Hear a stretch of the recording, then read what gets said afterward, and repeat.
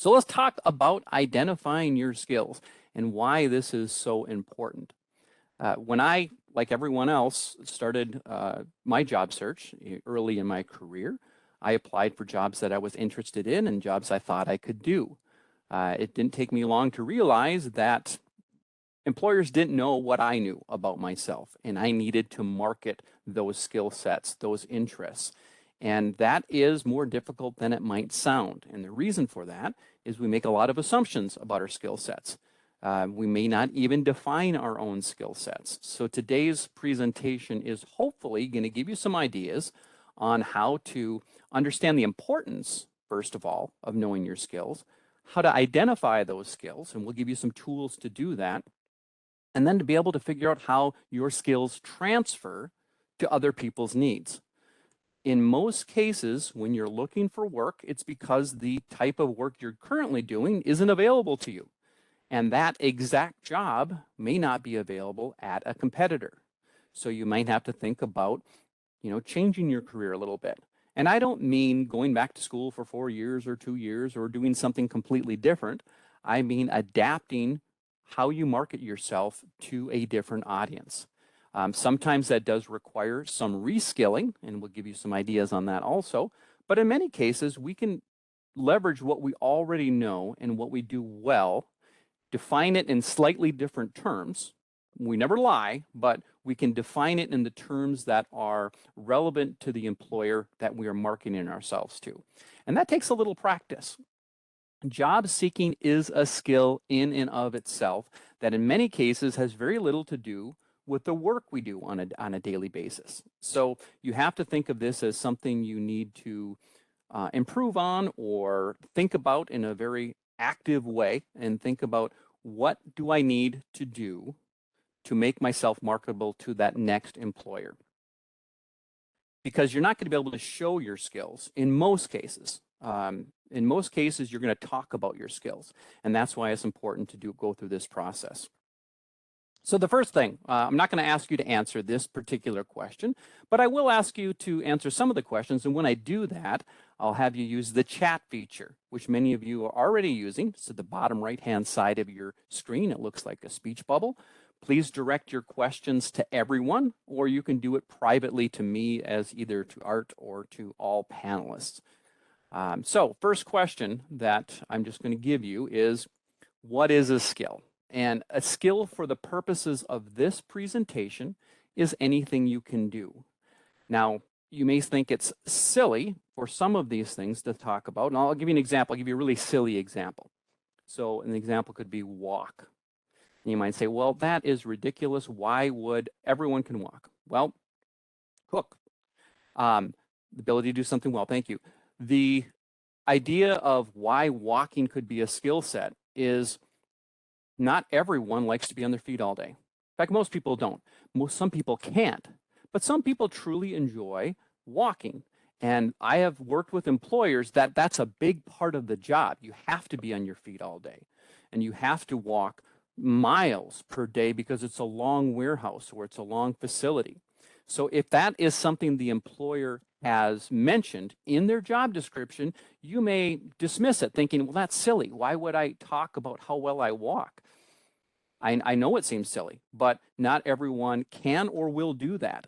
And employers find that out when they hire the wrong person. So if you're someone who maybe has a pedometer and you like to get in 20,000 steps a day, that's unusual. That's a skill set. It's not the main focus of what you're going to market, but you can mention it in that I'm very comfortable being on my feet all day and I enjoy walking. Okay? I know that seems silly, but when you are at the front end of skills assessments, what you want to do is don't filter. List everything out. And by list, I mean take a piece of paper and just write it out. Write anything that you think you're good at or that you like to do. And don't limit yourself to the skills needed for your past job. You're not necessarily going to use all these skills in your next job or market those, but unless you've identified them, they're kind of off the table. So having said that, and I do want you to put this into the chat box, how many skills do you think the average person has? Now, this is not, some 40 years of experience with a doctorate. I mean, the average person, how many skills do you think the average person has? And by the way, there's no wrong answers to this, so don't worry about putting yourself out there. I'm not going to embarrass anybody. We're seeing a wide variety of answers from 5 to 12 to 20. Someone said 500, 100, 1,000. There's a whole bunch, 3 to 4. So when we do this, especially if you haven't considered this before, 125, that's very specific. 100. So there's a whole wide range of answers here, and none of them are necessarily wrong or right, but I'm going to give you an idea, just something to start with. The average person, as has been determined with a lot of research, has between 500 and 800 skill sets they could potentially market to an employer. And I'll tell you why that number, while it might seem initially kind of way out of the ballpark, is really true. So think about if you said 3 to 4 or 10. You're going to think, I think, in terms of position titles. So let's say that you were a help desk. You worked a help desk. Okay, that's telephone skills, that's communication, that's customer service, that's probably dealing with angry people. And then there's the technical side of it. What do you help people with? All of those are potentially transferable skills to another line of work, where the job as a whole isn't transferable. You're not looking to be a help desk person at this next position. The technological troubleshooting, the customer service, those are transferable skills to many lines of work. One of the examples I tend to use, probably use a little too much, is the welding trade. If you're a welder, you may say, well, that's my skill set. I'm a welder. That's all I've ever done. I've done that for 20 years. Well, think of the different component skills within welding. And they could be different for every person. It could be, I cast iron weld. I aluminum weld. Maybe you do MIG welding, TIG welding. You can work a plasma torch. You do settling, you do stick, you do wire feed. You do bridges. You weld bridges. That's height. Maybe you do. There's even underwater welding. There's all sorts of different skill sets that can be broken out within any job title. And the reason that's important is in many cases, you need to go a little deeper to explain to what level and what speciality your skill sets relate to when you talk to a different employer. Because remember, they haven't seen you do this job for the last 20 years. They'll only know what you tell them. Now, the reason this is important is the average person can identify, even if they say, I've got 50 skills. Great. Most people can only identify 10. If I were to do this in a group, and I used to do this in a group of like 20 people in a room, I'd give them a piece of paper and I'd give them a couple minutes and I'd say, all right, list out all the skills you have. And most people would be stumped after about 30 to 45 seconds. And they'd say, well, this is a good number. I've got 10 here. This is really good. You're leaving a lot off the table there, potentially leaving some things off the table. And the reason this is so important in every aspect of job search is the percentage of people who cannot identify, sell, or prove their skills in an interview sits at 80%. Now, the reason we came to that figure, there's a lot of different reasons, but the easiest way to describe it, plastic weld, that's another one. Thank you, Megan. That was great. The easy way I can describe it is when I interview candidates, if I'm going to hire for a job, I will take, if at all possible, I'd like 5. That's a really good number, and a lot of employers work with that. They figure, 5 is not too many, where it's such a huge process, but it's not too little in that I don't have a wide enough pool of candidates to determine the best fit. So 5 is a good number. If I interview 5 people, the success rate for any one person getting that job is 20%, 1 in 5. The non-success rate, or to put it in negative terms, a failure rate, is 80%. When I hire somebody, I have not watched them do the job. I've listened to them talk about how they would do the job and what skills they would bring to that job. So that's why in some cases, and I would imagine many cases, it's not always the best candidate who gets hired, it's the best guess. and we can only guess based on the information we have. So that's why if you've ever noticed some friends of yours, I'm sure or former coworkers, just seem to land on their feet whenever. They can get fired from a job and then get a job the next day. The reason is they're good at that part of it. They're good at talking about what they could do. Maybe they're a little more outgoing too. That really helps in interviewing, but it's not necessarily a deal breaker because not everyone is, extroverted. As long as you can talk through what skills you would bring to the needs of an employer, most employers will be able to use that in the way intended. And they're not necessarily looking for the most extroverted person. They're looking for the best fit. And that's the person who knows what they can do and how it applies to their needs. Okay, so let me see here. We have a question. How does a person identify their skills if they are so accustomed to them that they don't know how to list them? Very good. Very, very good. I like that question. I'll give you an example. One of the tools I'm going to give you today is a skills identification website. Okay, so if you have registered for this class, you're probably familiar with careerforcemn.com. And again, this link will be included in the notes. But on careerforcemn.com, we have online tools, and one of them is a skills assessment. In fact, I would recommend you use the skills assessment, the interest assessment, and the compare skills tool. There's also an employment readiness assessment. All of those are really good, and it doesn't take a ton of time.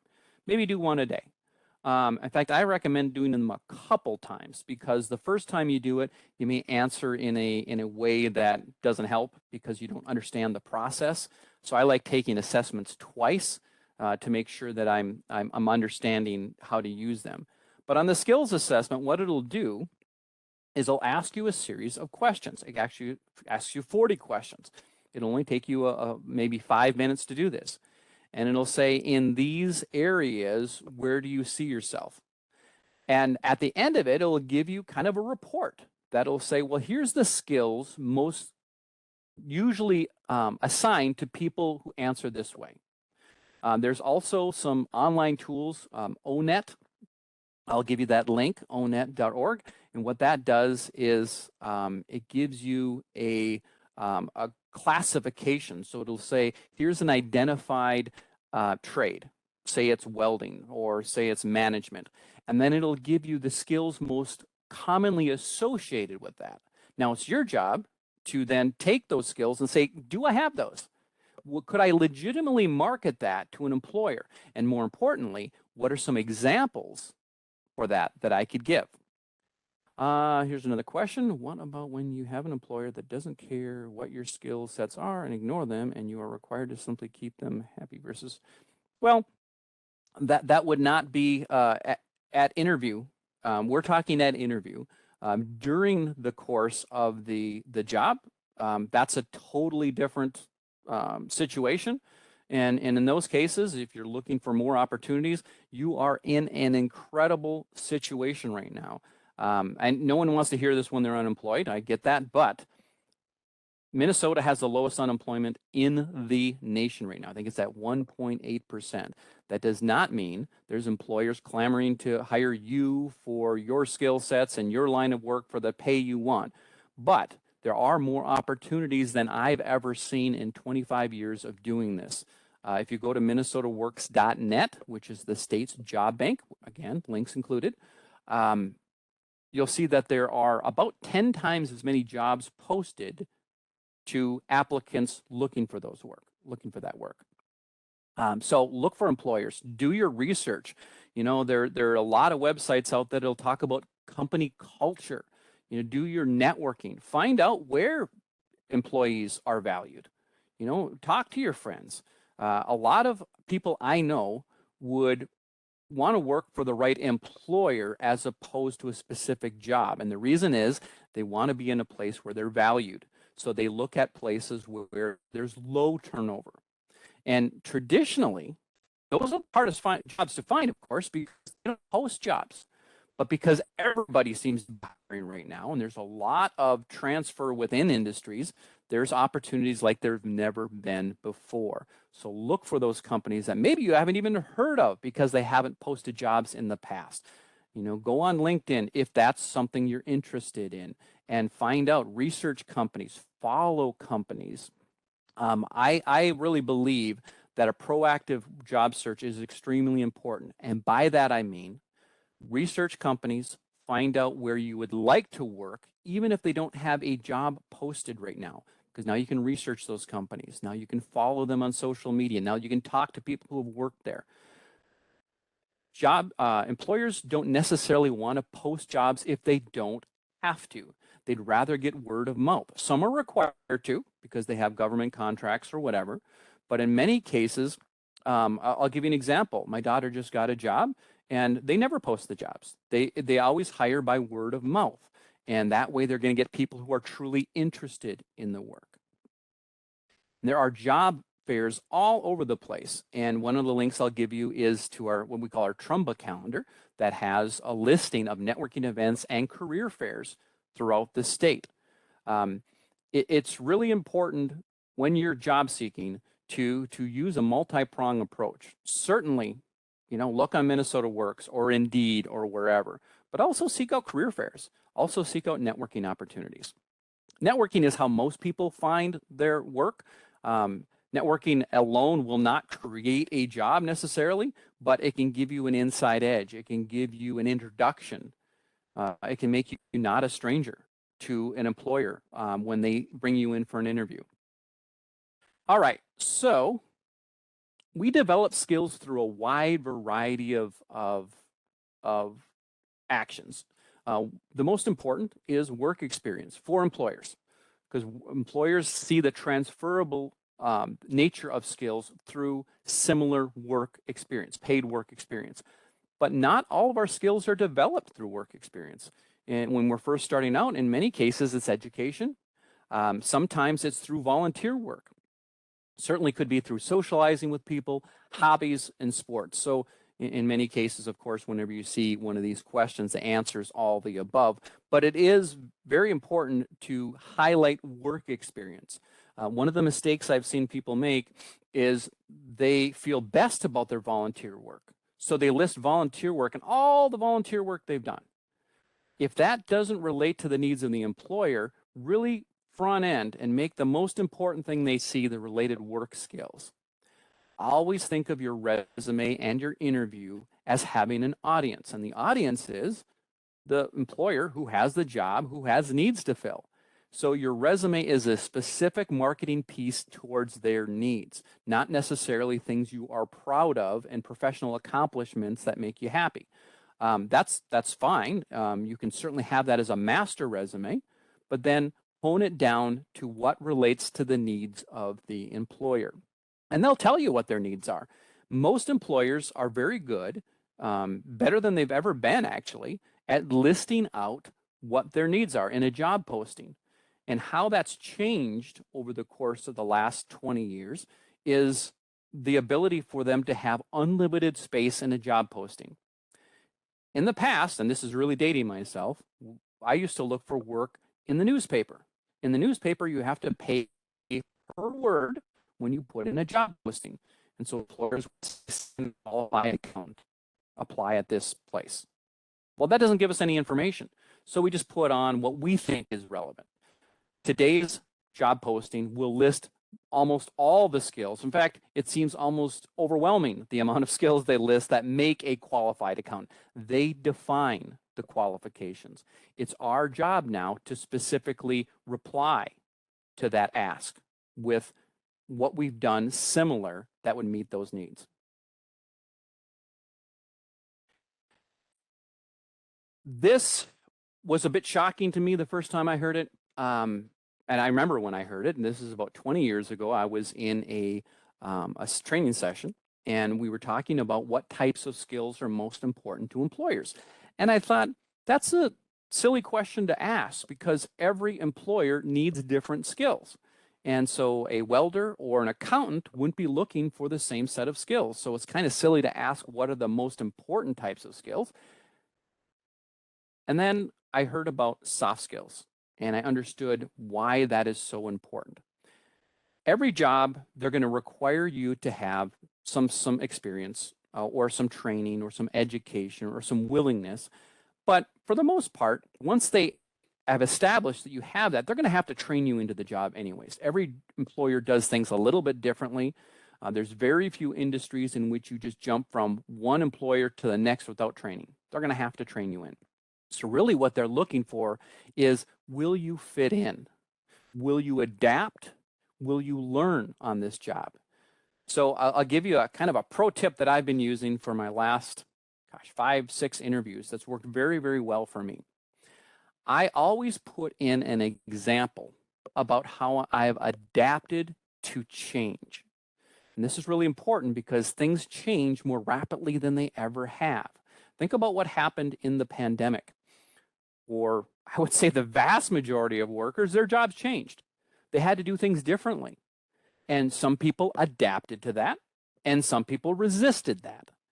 People who adapt are easier employees to deal with, and they just are more productive in many cases. So bringing in an example of your adaptability skills is really important. You can bring that up through the questions they ask. You can put it in your resume if you're at the resume stage of application. But adapting and learning is really important because every job requires it. And it's one of the things that I see a lot of people don't bring up. People who do have that skill set usually, and they become easier to train, and their job retention is better because they kind of go with the flow and they adapt to new processes and procedures. At interview especially, soft skills are important because I've already filtered you down based on hard skills, job skills. That's what the resume is for. That's what the application is for. I'll still ask you questions about that in the interview, but really at interview, I want to see what kind of person you are. How do you handle conflict? How do you get along with other people? How do you deal with customers? How do you handle problem solving? How do you adapt to change? And that's why soft skills are really important. And you can find a list of soft skills. If you just Google soft skills, you get a whole list of them. And not everyone's going to have all the categories, but if there's something that you say, well, gosh, I really enjoy talking to people, or I really enjoy problem solving. Give an example, create an example of how you've done that in a work situation. Now that's a marketable skill set that you can use on a resume, that you can talk about in an interview. So identifying your skills helps you in the job search in several ways. One, and this is a key word here, it proves your ability to potential employers to the extent that we can. On a resume, I've seen many people use 3 columns and just list a whole bunch of skills in just words. And that does match keywords. I get it. It may bring your resume and someone may look at it. But unless there's proof of that skill, I'm generally going to go on to someone else who's taken a little more time to define that skill. So instead of saying customer service, you could talk about how many customers you've served, the satisfaction level of those customers, maybe even quote something you received in a customer feedback survey or something from your annual review that your employer put in there. I think that's a very unique way of marketing yourself, is to take snippets right out of your yearly review that are positive, because then it's not you saying it, it's someone else verifying your skill set. In fact, it's your former employer doing it. So that can be a very powerful method of marketing yourself. It also helps you to write your resume and complete applications. For someone who has not maybe even thought about skills identification, their resume can be position titles and dates. I've seen those resumes, just a bunch of position titles and dates. And that is important. You have to have dates of employment. You have to have the position titles. But once you have that, what did you do there? Let's see here. Is there any training tutorial task-based to increase proficiency of using Microsoft Office? Wow, it's like I put that question in myself, because that's what I do. I train Excel. That's what I like to do. That's one of my skill sets. It's something I really, really like to do. I'm going to show you a website. I'll include this in the links also.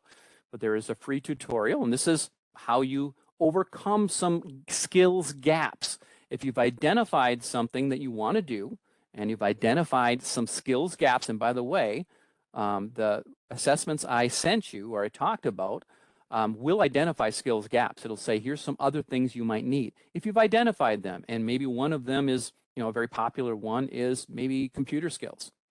Well, here's some free training. It's called GCF Global. Again, links included in the follow-up that will walk you through an enormous amount of information and exercises. This is absolutely free. It's put on by actually Goodwill. So there's no ads, there's no viruses. And I've used this for 15 years and it's excellent, and it'll really give you the base knowledge you need, and you can take it anywhere you want to go from there. So great question. I'm glad you asked that. Thank you, Stephanie. Okay. Next thing we're going to talk about are the three kind of types of skills. You have soft skills, which we talked about, which are you're getting along with others, self-management, being on time. That's really important. And shocking to some people that, timeliness would be a skill set. Some people think, well, that's an assumption. Everyone has to be on time. I think all of us know we've had coworkers who show up late or call in all the time or just not dependable.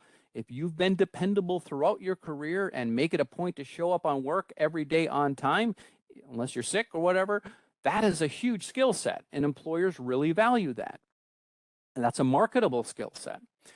So we have soft skills on the one side. We have job-specific skills, which are almost infinite. I mean, every job has its own set of skills, and they're specific to that industry. And then we have the transferable skills. Transferable skills are used in many different kinds of jobs. And I'll give you the example that we were just asked for. Excel. I've used Excel in every job I've had, minus a job I had taking care of people, Alzheimer's residents in the early 90s. I would even think now, today, Excel could be used in that line of work. Computer skills are so transferable that a little knowledge can't hurt anybody on that level, because even to put in your time, to do what you're doing today, you are developing skills. I had someone put in the chat box earlier that this is the first one of these trainings they had taken. And I commend you. Congratulations. You've taken your first online training.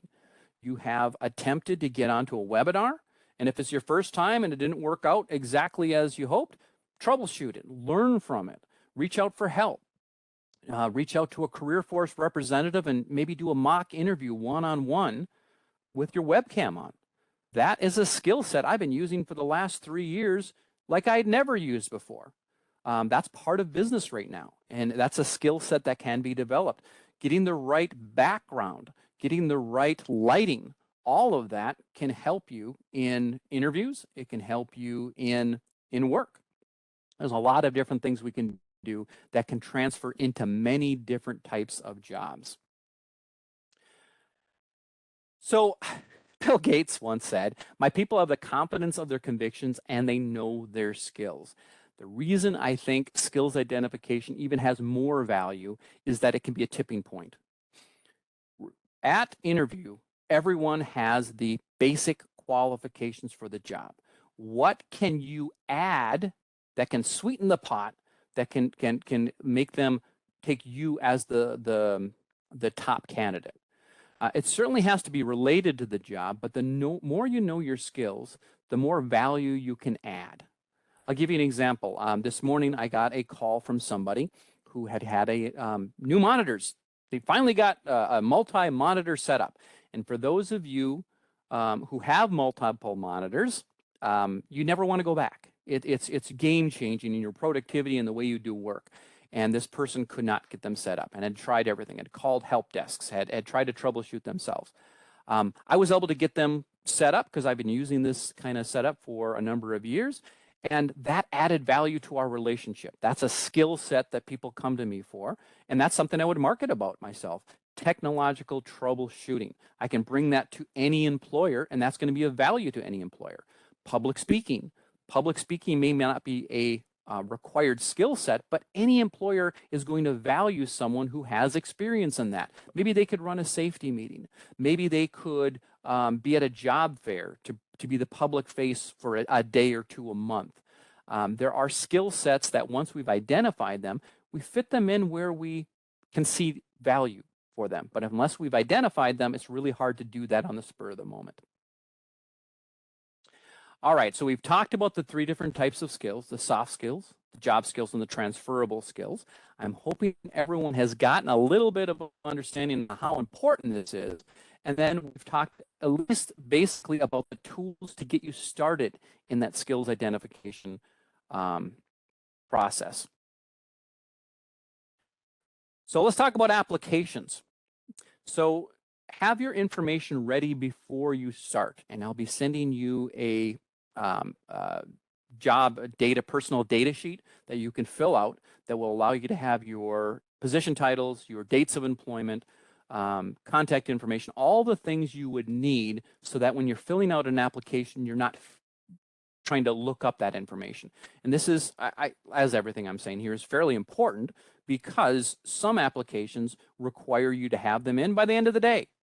I've been in multiple situations in which I found out about a job the day it was to close. If I had to look up all that information, all those names, all those dates, I would be in a whole lot of trouble and I would miss that opportunity. So do yourself a favor and fill out the data sheet I'm going to send you right now and try to get the most specific dates you can locate. Some employers require actual dates, the day, month, and year. In fact, for government employment, specifically the state of Minnesota, they're very specific about the experience requirements. So if they say you need 2 years of experience, you have to show that you have actually 2 years of experience. So years long will not do. You can't say from 2010 to 2011 I did training or education, because that is not specific enough. That could have been December 31st of 2010 to January 1st of 2011. You wouldn't be lying on there, so you could put that, but they wouldn't give you credit for 2 years. So when you're at the edges of the requirements, make sure you get as specific as you need to be. Some ways you can find that is call your former employer, ask to see your file, get your dates of employment. And I know that can be a very uncomfortable conversation to have depending on how you left your last employer, but it is important because that can affect your next opportunity. In fact, as long as you're on the phone with them, if let's say there was a termination, ask what information do you give when someone calls to verify dates of employment. I'd rather know. And I guess most people think, and I found this, that most people think that an employer can only give dates. And they will only give dates, and most will, by the way. That's their policy. But they can say whatever they want. If you were terminated because, let's say I was terminated, put it on me. Let's say I stole from my company. I embezzled from my company. And it was proven, and I was tried, and I was convicted. Well, they can tell me that. They could tell anyone that. They could say, yeah, Art left our company because he stole, and he was, all this kind of stuff, because it's provable. It's not libel.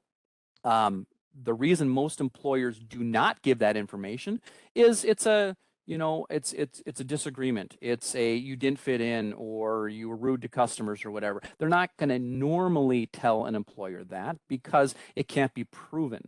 If it can't be proven very easily, there's lawsuits and all sorts of different things that go on.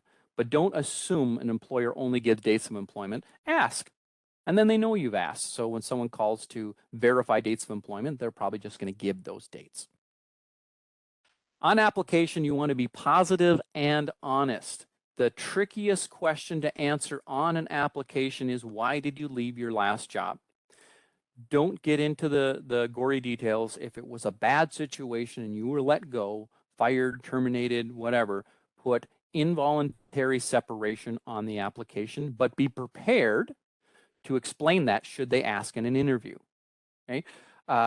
This is a great example of where you can utilize the career force staff. You can call in and or go online and set up a one-to-one appointment, and you can talk about, here's why I was let go, here's what they said, here's what the letter says, and how do I explain that without it hurting me?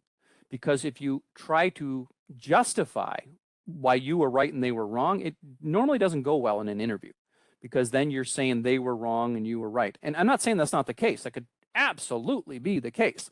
But any negativity you bring in to your interview affects you, not the former employer. So you want to get to the bare minimum information that explains it and tells the truth. And that's different in every single situation. So have that one-on-one conversation and come to an agreement on how am I going to answer that? And then it loses its power and to a certain extent, and all that stress that you're feeling, like, I hope they don't ask, I hope they don't ask.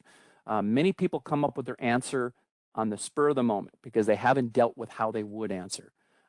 They're not going to, the reason they ask that question is they want to know, does this affect me?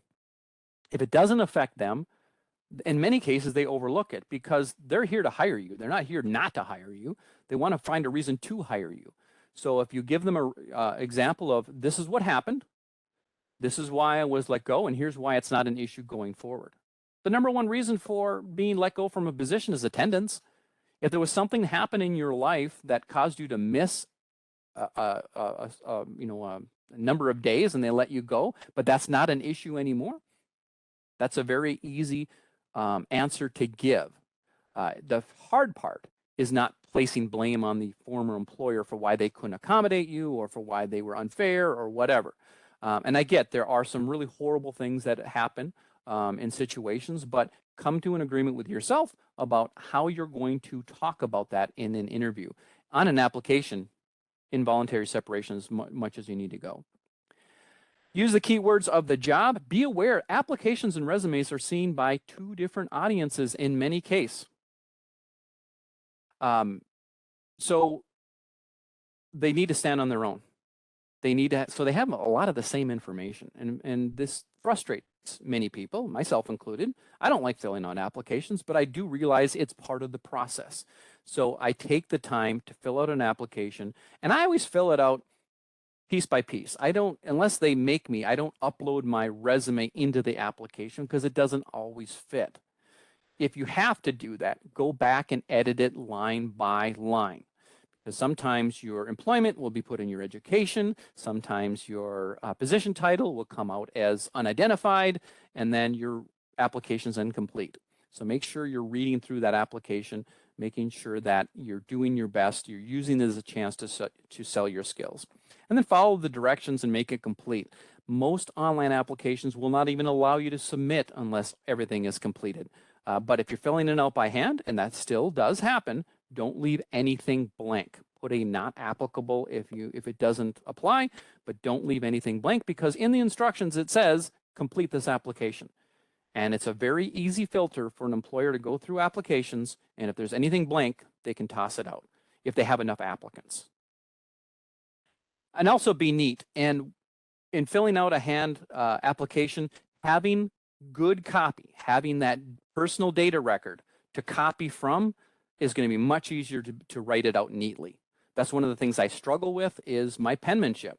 But if I'm looking at something that I'm writing, it's much easier than doing it off the top of my head. So we're going to do a little fun exercise. If you've done this before, if you've been through this process before, you can abstain from answering. But I'm going to show you, there's no tricks to this, by the way. I'm just going to show you 4 lines of text. And this is a proofreading exercise. And all I want you to do is count the number of F's, F as in Frank, in this white area that you see.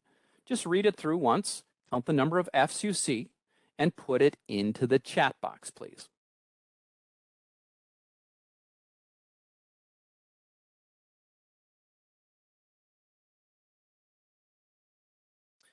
Okay, so we have 3, 4, 5, 6, 3, 4. So as you're looking at everyone's answers to this, you're going to say, well, obviously there's 3. How could anyone see anything other than 3? Like I said, there's no tricks to this. I haven't hidden anything. How could we have such a wide range of answers for a very simple exercise? I'm hoping this shows you that even when you're looking at something for the first time, with no preconceived notions of what it says, it's very easy to miss things. So for those of you who said 3, you can say that there's finished, and there's files, and there's scientific. Right? There are 3. but there's also 3 more. There's of, and there's of. This isn't an intelligence test, so don't worry about it. It just shows you how easy it is to miss something so simple as counting the numbers of F's. Even if you read it backwards, sometimes you'll miss them. The reason we do this, there's a couple of thoughts on this. We skip over 2-letter words. F in of sounds like V. There's a lot of different things. We skim more than we ever have. Now, multiply that by you know what it should say. Like if you're filling out the application, in your mind, you know what you want to say, so you write it down. And what you see is how you envision in your mind, you're going to miss things. So it's not a bad idea. In fact, it's an absolute necessity as far as I'm concerned to have someone look over your resume, maybe proof your data record. Applications, you're not going to have someone come over and look at your application before you send it. But if you're copying and pasting some things from your resume into the application, hopefully you've had your resume proofed. Okay, that's how important it is. And if you're looking for a reason to connect with a job service, or excuse me, a career force representative, having your resume reviewed, even if you think it is awesome and it's got you your last job, is really important because they're looking at it with a fresh set of eyes. I'm not saying they're going to catch every error, but I've looked at thousands of resumes and I find errors on just about every one. It's important that you connect locally. Don't send it to me. I am not in that line of work anymore, but you can send it to anyone within the Career Force system. And there's a location finder right on the web page that will give you information on where you can go. So I'm going to show you that right now. So on the Career Force MN page, you can go to find a Career Force location, and then you just type your let's say I'm going to say 55802, and I'm going to say I don't want to go 40 miles. Let's say within 30 miles, and that's going to show me that Duluth is the closest place. So I could then go to the Duluth website if I'm in that area, and then you'll find that there are job search appointments in person, over the phone, or online. So if you sign up for one of these, just like you signed up for your class today, be aware of the time and the date. Someone will reach out to you and say, hey, what's the best way you would like to communicate on that date? Would you like me to call you? Would you like to do it through a video conference online? Or would you like to come in? Most locations are now open to at least scheduled appointments in person. But for many, online would work just fine. So whatever works for you. And I encourage you to do that because what might start out as a resume review could turn into a mock interview. It could turn into how do I answer how I left my last job? It could turn into, are there any types of jobs that are available for what I have done in the past? We can even help you look for job postings. So start that local connection. The reason local is important is local staff talk to local employers. We do outreach to employers all the time. We have 2 customers. We have employers who are looking for talent. We have job seekers who have talent to give. We want to make those connections, and we best do that when you talk to people in your local area. Like I said, when you're filling out your resume, if it's not your choice, involuntary separation is the best option, unless it was a layoff. If it was a layoff, and be aware of what it was. Layoff sounds a lot better than terminated. Not to say you would put terminated, but when you put involuntary separation, they're going to assume there was something else. There's a bigger story there. But if you were laid off due to a company downsizing, many people think of that as firing. I had someone just the other day that says I got fired yesterday. I'm like, what happened? I hate to say this, but what did you do? So I didn't do anything. There was they closed down our site because of customer turnout. There's low customer turnout. Well, that's not a firing. That is a permanent layoff. That's a company downsizing. In those situations, give a little more information so that they understand the situation. When it's more of a negative situation where maybe you were terminated, whether it was your fault or not, you don't want to give those extra information because you want to be able to explain that in person. If you quit, if you resigned, I wouldn't put quit. I wouldn't just say resigned. I would give a little bit more information about why it was a voluntary separation, because they're going to wonder. You know, you're looking for work right now and you quit another job. There's tons of reasons for that. You could be family relocation. It could be that you were maybe you took a job and it didn't work out because, you know, it fizzled out, or you accepted a job after you had resigned another job and it didn't work out. There's a lot more reasons. So give a little bit of information so they understand it.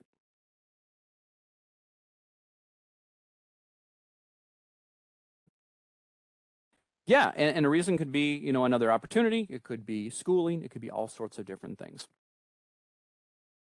So let's talk about portfolios. I love talking about portfolios. And the reason I love it is, as an interviewer, it has been very insightful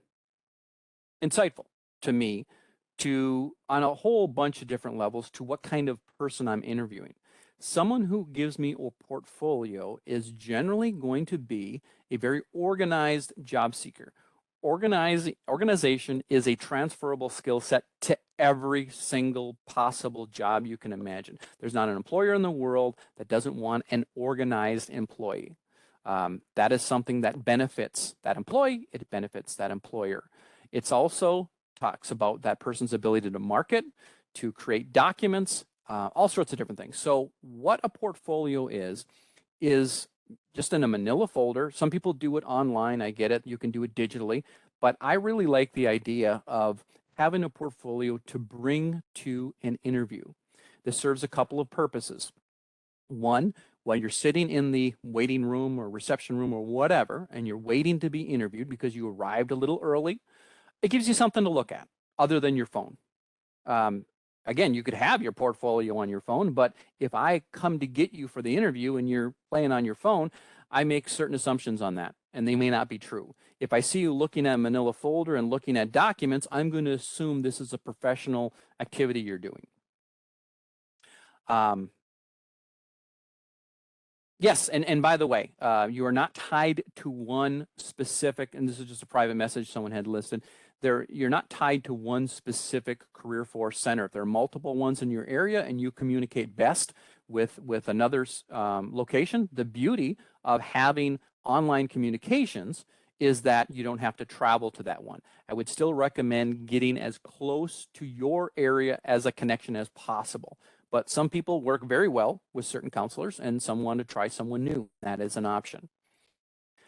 So is what you can include in this. I include copies of my resume so that I could pass out to everyone I'm interviewing with, potentially. That does not always allow for itself. Sometimes they have copies. Sometimes it's too big a room to give everyone a copy, but I tend to bring 10 copies. Does that mean I recycle some of my resumes? Yes, but I don't want to interview any more than I have to. So I figure the more prepared I am for each interview, the less I'll have to interview. I also include copies of my cover letter, a reference sheet. That's a tricky one because I get a question all the time. When do I give them my references? Some jobs request your references at application. Most employers only check references after interview. And in fact, in many cases, if not most cases, the only person's references they check is the person they chose. So they may ask for your references after the interview. If not, you can offer it. You can offer the entire portfolio if you have it structured that way. You can have letters of recommendation in that. If you're trying to think of how can I separate myself from other qualified applicants, think about what you're willing to do that they're not. And getting a letter of recommendation is a process. You're asking something of your network. It can be one of your references. You know, don't let your references sit at the end of the conversation when the decision's already been made. Bring them into it. Maybe ask them first, will you be my reference? 2, would you mind taking a look at my resume? That'll give you some background of what I've been doing since we last connected, and I'd really like to hear your feedback. Great, now you get another set of eyes on it. Now your reference is better prepared. They know what you've been doing. They can make the connections. Let your references know if you're going to be interviewing. Possibly ask them to do a letter of recommendation. That can be very beneficial. When does that come in? It can be different. It can be at interview. It can be a follow-up a week after the interview if you haven't heard. I've done it in both situations, and I know it hasn't hurt me. It's only helped. So that can be kind of the tipping point. I hired someone, I have to say, based on their portfolio. Now, by their portfolio alone, absolutely not. But in the interview, I had interviewed 5 qualified candidates. It was down between 2 people, and they both had the experience, and they both interviewed well. One person sent me a portfolio that had letters of recommendation, had work samples. It could be anything from pictures of welds you have done to a spreadsheet you've created, to a marketing piece you put out, to maybe a grant proposal you put together. And then she also included copies of all the certificates and licenses that she had listed on her resume. If I were to hire this person, I would need copies of that for their file. She gave it to me at interview. And that was so organized and so professional. I hired that person, best hire I ever had. And the reason I did was because she had all the skills I needed and she added that little bit of extra. Again, it's up to you what you're willing to engage in, but it's not that much work and it gets you that much more prepared. So it's something to think about. The last thing I'm going to talk about is branding. This is not a ton of work, and it's not anything I've ever heard an employer say, boy, I'm really looking for a branded presentation in my interviewees. However, I think I can prove to you that it can have a positive impact. So I'm going to show you a resume. This is just a sample resume I put together, and let's just say it meets the needs of the job. Okay, it's fairly well put together. It's easy to find. The sections, I can see the dates. We've decided that this is what my resume is going to look like. What if you saw this resume and then you saw this cover letter? You're going to look at one and you look at the other and say, well, this looks like well formatted. A lot of thought process went into this. This looks really good. This looks like something that is not as professional, as not as much time went into this. And I'm making those determinations without ever having read one word of that cover letter. It's based on the format it takes. So imagine if this was the resume and now this is the cover letter. Notice the difference? Same exact text, same exact content, but one now looks like the other, meets expectations of both. If an employer sees 2 levels of professionalism, they're going to assume the lesser. No one downgrades their skills. So if it's this situation, they're going to assume you got help with this, but this is the skill sets they're actually going to receive. So meet expectations at every level. Everything you send to an employer should look similar. And it doesn't take a lot of work. All you're doing is copying and pasting your information from your header from one to the other. And you're looking at maybe putting the dates and the inside address and that sort of thing. I'll be sending everyone a link to how to put a cover letter together, give you samples and all that sort of thing. A question I get a lot is, do I have to write a cover letter? If you don't want to write a cover letter, you'll get someone to tell you you don't have to write one. My advice is, if they ask for it, certainly do it. If they allow it, why not? They're saying, here's another opportunity to market yourself. Might you spend some time putting together a cover letter that no one reads? Absolutely, you might.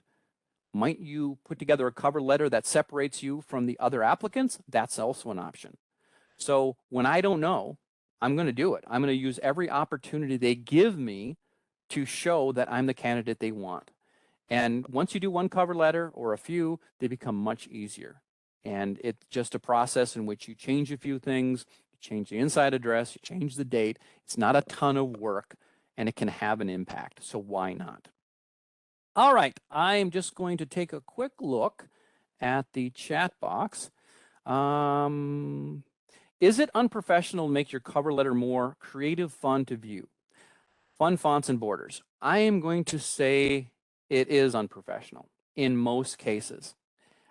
Anytime we do a resume or a cover letter and we make it fun, and I've had people use smiley bullets, I've had people use graphics, and in most cases that has a bad effect.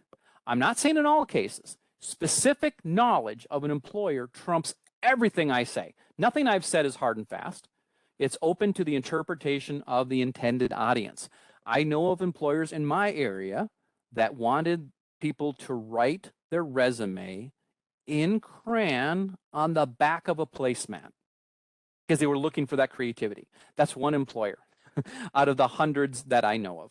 So what I'm giving you is what I call best practices, what works for most employers.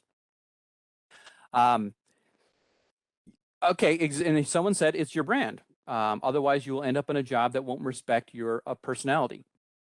You may make that determination, but in most cases, employers are looking for easy to read professional documents. If that's usually what it takes to get you into an interview. If you have a very creative personality, look for jobs that would value that. And then in that case, you know, that there might be other options. How would you address a resignation due to the environment and workload? Again, that's there's a lot of variables to that. I would have a one-on-one conversation, but try to think about, I'll just give you an example. If someone had done something in which the job elevated to something it wasn't when you started, you know, you were able to do the job as hired for, but the job changed and you weren't able to do it to that level and you had to resign, perfectly legitimate.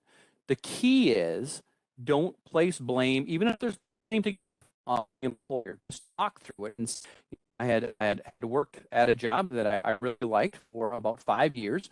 And last year of my employment, the workload changed due to the needs of the employer. They weren't able to hire extra staff, but it came to a point where it's not something I could any longer do because it wasn't the job I was hired for. And I was very honest with my employer, and I did tender my resignation.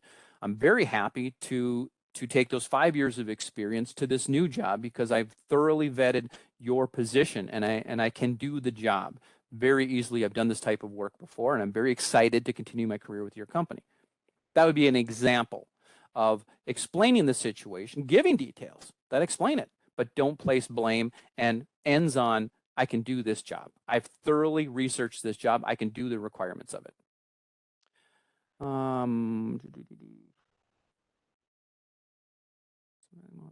It's most likely to move ahead. Taking a look. Move ahead.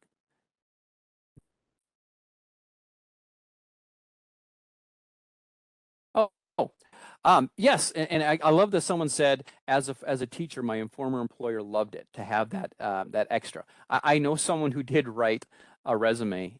Again, I have two examples of someone writing a resume in crayon, but it was for a preschool teacher or a kindergarten teacher, and it was unique, and it made and they had excellent penmanship.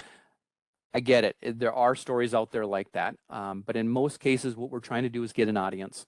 We're trying to get in front of somebody so we can talk about our creativity, so they can experience our enthusiasm. And in most cases, a professional resume that displays your skills will get you to that. But again, if you have specific knowledge where an employer would be open to that, absolutely go. All right, that brings us right to 11 o'clock. I want to thank everyone for all of the questions and the interaction. I really appreciate that. I hope this is the first step. Take the information I'm going to give you, do those assessments, reach out to a career force representative, have your resume reviewed. The training that someone asked for, that alone, that's a month. Look for work while you're doing that, but now you can say you're in process of increasing a skill set. There's a lot we can do to sweeten the pot for employers, and identifying our skills and making that connection is really going to give you the opportunity to present your best self. Thank you, everybody. I appreciate your time, and good luck in your job search. I hope it's a short one. Have a great day, everybody.